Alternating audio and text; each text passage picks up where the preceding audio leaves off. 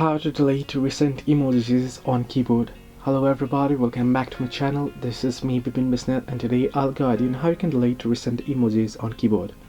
Well, if you open up certain chat and on your keyboard you type in certain emojis, right? Then on your recent you should be able to see those emojis. Now how you can delete it? If you tap and hold on it, you can see there is no any delete option or such. Now the trick here is what you can do is, even if you can't delete it, right, you won't get the delete option at all.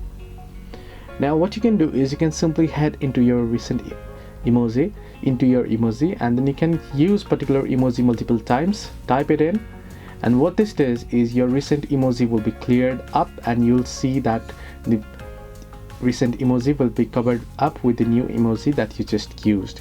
So hope this video helped you. Do like and subscribe, and do not forget to leave a comment down below if you have any further issues.